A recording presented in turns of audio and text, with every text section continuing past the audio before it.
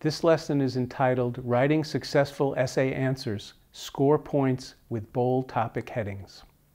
Topic headings are an important part of your essay answer. Writing them well is a simple way to add points to your score. Here's why.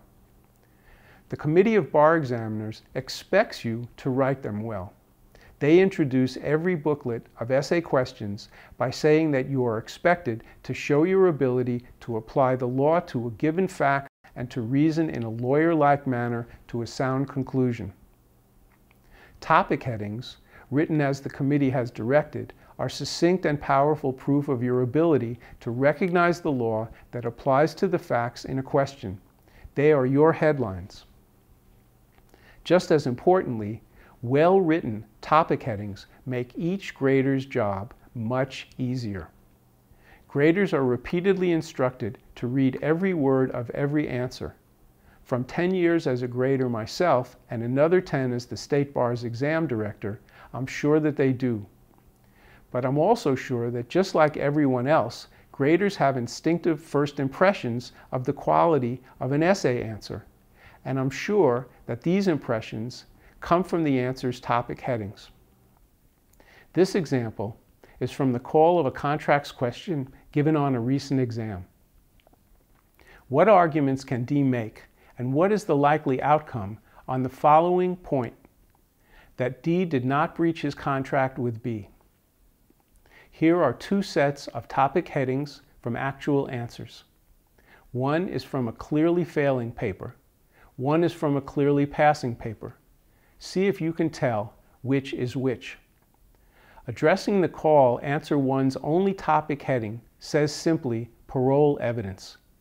The heading is followed by several paragraphs without further headings discussing the rule, its application, and its exceptions, all in the context of whether D breached or not. Each discussion in answer 2's answer is preceded by a topic heading. They read this way: D did not breach the contract with builder. Parole evidence rule. Exception to the parole evidence rule. Conditions precedent. Exception to the parole evidence rule.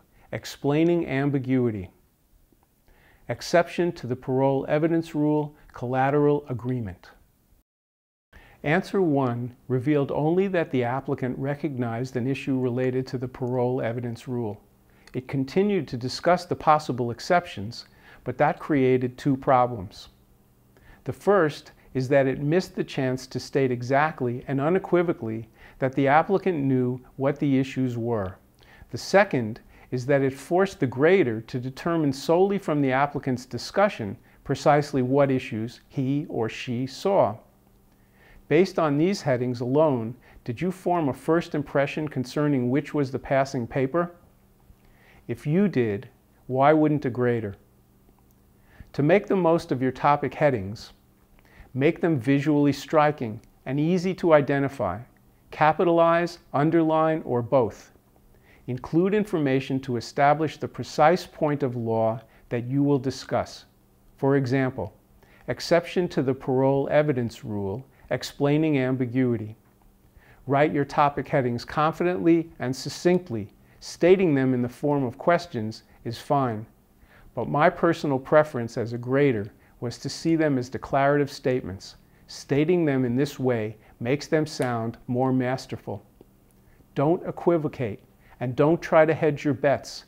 In this example, explaining ambiguity as an exception to the parole evidence rule is an issue or it isn't. You are either correct or you aren't.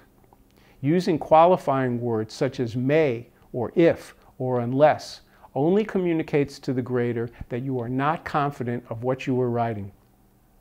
It's been said that there are no easy answers, but there are simple answers. Dialing in your topic headings is a simple way to tell your grader that you have written a passing essay answer.